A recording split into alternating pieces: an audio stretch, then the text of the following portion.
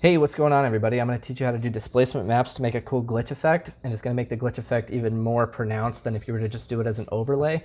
So let's jump right in. I'm going to double click here and grab this footage. This footage is going to serve as both my glitch layer and my source layer. So I've got this like drone footage here, and you can see it's just like drone footage. And then so I've got this glitch here, and we'll just play through this really quick. It's like super glitchy, and I picked this one because it was like a pretty extreme example of what I'm going to show you how to do. So go ahead and drag that glitch layer to your second layer. And then we're going to go over here and we're going to type in displacement for a displacement map.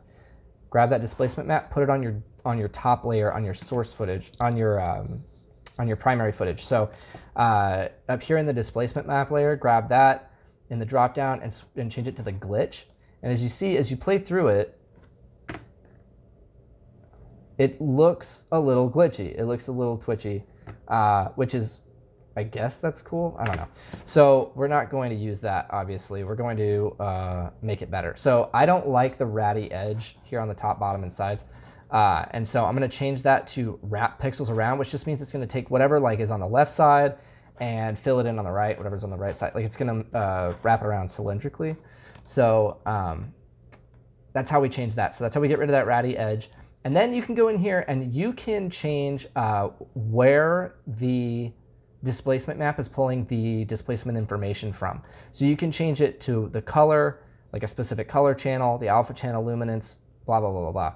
So for this one, I'm going to change it to the luminance value, because if we scrub through this, like you can see there's pretty good highlights and pretty good lowlights. It's got lots of contrast and lots of, it's got a lot going on.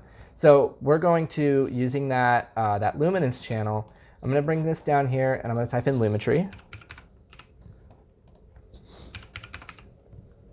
Lumetri color, I'm going to bring that in, drag and drop that onto my footage.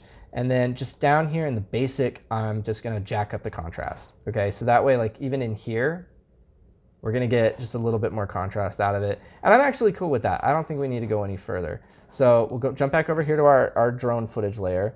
Turn that back on, and then I'm going to change both of these to the luminance value, and then watch this. So as we scrub ahead, we're just going to increase the amount of displacement that we're going to allow it to have per channel. And what's nice is that you can change both the maximum vertical and maximum horizontal. So like if you only wanted horizontal, like you were trying to make those scan lines for TVs or something like that, then just like set this to 0. And it'll only be left and right. So you can sort of really customize it, and it works even better if you have something specific to the type of glitch you're trying to achieve. So like if you're trying to do those like TV scan lines or whatever, like I wouldn't do it with a piece of footage. I would do it with fractal noise, but that's a whole nother tutorial. So for now, we're just gonna take our luminance channel for both of these. I'm gonna jack this up a little bit, because I want a little bit of vertical, I want a lot of horizontal, okay? And then you can change where it's stretching from. So you can either stretch it from across the map to fit. For now, it doesn't matter because I've got pretty much what I want. And now as we play through it, I'll just hit the 0 key on the number pad for a RAM preview, and you can see like we're getting like crazy tearing and stuff like that. Perfect. Great, because that's what the displacement map is driving. So as you can see, this is what's driving it. So if you look like specifically like at this white square, and you turn that back on, you can see how that is displacing that in that specific area and how it's sort of affecting it. So now what do we want to do? So like this is cool and I like all the tearing and stuff like that, but I kind of want a little bit of what made this glitch so neat, which was like some of the chromatic aberrations or the colors that are smearing in here, right? So I'm going to duplicate my layer and drag it above my footage. And obviously now everything looks totally messed up. So I'm going to change this to overlay. And now we're getting a little bit more of that back in here. That's way, way, way too much for me. And so I'm just going to drag the opacity down. And we'll just keep it at like this like nice little like 17%.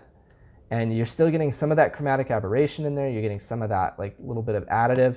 And you can play with the blending modes, do whatever you want, because if you screen it, obviously it's going to overlay a little bit more. If you, add it, you're going to get even more in the highlights and stuff like that here. So it's just a really interesting way that you can sort of glitch your footage without it looking like you just laid glitchy footage over, you know, a piece of stock footage, because that's what this looks like with the glitch overlaid, and it looks stupid. So displacement maps. Displacement maps are the thing that is going to give your footage sort of that next little bit of dynamics as you play through it. Cool. Hope this was helpful. If you guys have any questions or whatever, feel free to let me know. I'll be happy to answer as much as I can. This is a really rudimentary tutorial, and you can go a lot deeper with displacement maps, including shooting your own footage and specifically, you know, sort of crafting the types of displacements you want to have and things like that. Thanks, everybody.